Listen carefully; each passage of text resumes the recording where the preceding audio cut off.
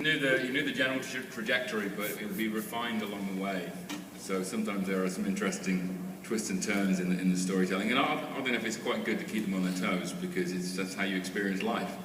You don't know what's coming next, and if you're in the military, then you really never know what's coming next. So we sort of do it a little bit on purpose to them to make sure they're fresh all the time. So I'm really sorry. Kerry, can he not be the lead director for next year? Yes. Hi. I just want to say I really enjoyed the first season. I thought the show was a lot of fun. Right. And I was wondering, well, Alan actually kind of touched on this already, but is it in your contract, Sully, to how often you have to be naked? And will this continue into the second season? No, I didn't realise when we took when we got the roles. Yeah, I didn't realise it was going to be me that was the nude dude. But it was all right. The nude fight, that was stupid. How do you prep for something like that? Yeah, exactly. I don't know. And I actually felt more sorry for the stunties, because there was two stunties that I don't think they knew that I was going to be nude. I had to, simulate sex with a lovely actress, Karen David, jump out of bed, and run around and meet those two terrorists and take them down. You're not supposed to run around nude. You're supposed to do other things nude. It's kind of, it was kind of a good introduction to the crew. We got along really well after that, and I learned very quickly to be a dickhead and have fun, because it's kind of stressful scenes, and it can ruin a day really if sometimes. So I just have fun. What else can you do? Well, just flopping around. And I don't know if it's going to happen much in season 2 or 3. So. Yeah, so I just want to say thanks. It's a great show. My wife and I watch. We started watching the season 1 last year, and we just followed. It's fantastic. And I remember you, Sullivan, from Animal Kingdom, and incredible performance in that movie. So I just wanted to say you're pretty awesome at that. My question is, are we going to see anything more about John Porter and sort of the backstory? I know the pilot sort of hinted towards that, but there really wasn't too much information about who he was, and I think there was a previous season that was not really a part of what you guys are doing now, obviously, which is a lot more kick-ass, I guess. So, well said. No, I don't know if they are going to go into that. I mean, there is this, I don't know, some of you know that, so Sky did a season in the UK with Richard Armitage, and they did a six-part story arc. And Dan Percival directed all 6 of those, and he came back and directed the first 2 of last year and the last 2. So that might have not been released in the States. So the States is saying that this is season 2. It's actually, theoretically, it's season 3. Of course, Richard Armitage has moved on to things like The Hobbit. So we were quite happy for that. We were happy about that. But they're not going. I don't think they're going to dive any more into John Porter. Or it could come up in later stories, but I think they've kind of put a bullet in that one as they do in Strike Back. thank you. Cheers. Wonder Woman? Yes. Brilliant. I was just wondering if you guys in the first season ever, or in the second season, ever felt in harm's way, or what the hardest stunts were to do, and then if there'll be anything in front of the camera that audiences can expect in season 2 that you haven't done before. We got burned. We almost got blown up this year, which was interesting. We had a stunt on a rooftop with a grenade going off in a door well, and the door was on top of the roof, and it came out, and Sully and I were on both sides of the door, we were having a peek in, and then he goes, grenade, and we ducked back, and the wind was blowing up there. Yeah. And we got a haircut.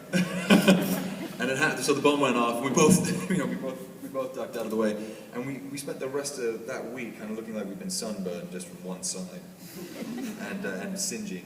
I looked at Sully, and his hair was singeing. He looked at me, my hair was singeing as well. But Well, I mean, we jump off moving trucks. We did ramp up the action a bit this year. But again, we have that, I feel like that we have that responsibility to you guys and to our military guys to do that, but to also keep it as real as possible. You guys laugh when it happens, though. I see you, and I'm like, where are your eyelashes? You're giggling like a 3-year-old, thinking it's the best thing that ever happened. That's the thing is, in America, people be crying and calling their agents. You guys go, let's do it again, let's do it again. When you see them missing their eyelashes, just... Sorry, we know Wonder Sorry, we know Wonder Woman. We just couldn't see it It's a through the very good lights. disguise. Well done. Spin. Well, we know that Wonder Woman. Thank you.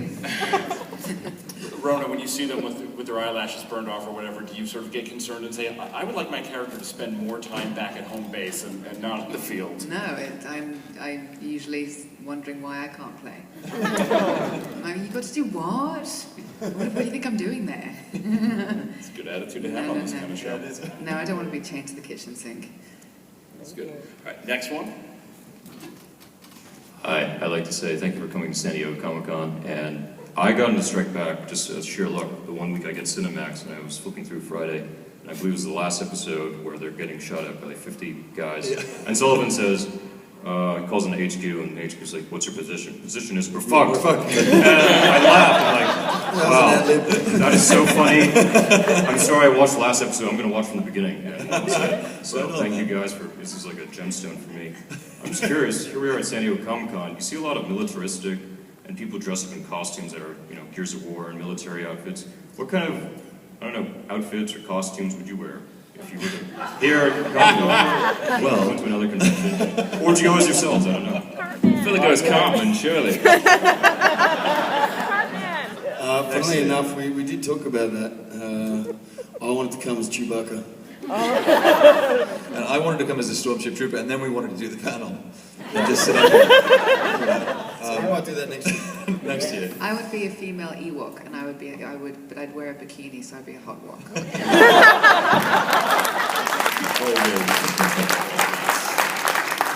What about you, Mr. Bassett? What would you For the come as? Maxim party later, obviously. Probably a bird. G-string. Yeah. Also, by the way, Sully's a secret Trekkie as well. He is... It's not a secret. Well, So why you're not coming... Why a Wookiee when there are the pantheon of Star Trek characters to come as? That's what I'm interested in. Yeah, because I could hide under the whole Wookiee outfit, the fur. And you'd still be naked, so... It's Exactly. Yeah, just getting in touch with my inner plushie.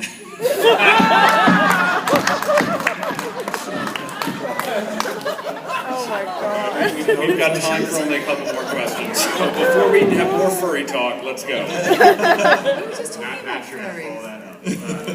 The show's great. I'm wondering if you can talk about the process of finding your characters. The show feels very authentic. Did you talk to soldiers? Did you talk to special forces? How did you become these characters? Yes, we did. We spend a lot of time with the real deal.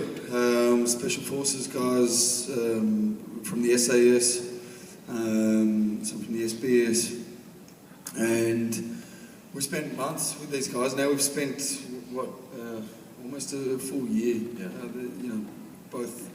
Both years they've been with us throughout the whole time.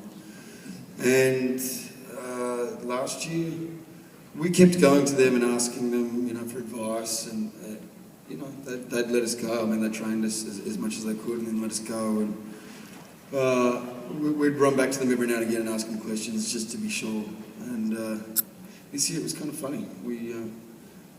They picked up training us from where we left off last year, and they ramped it up a bit.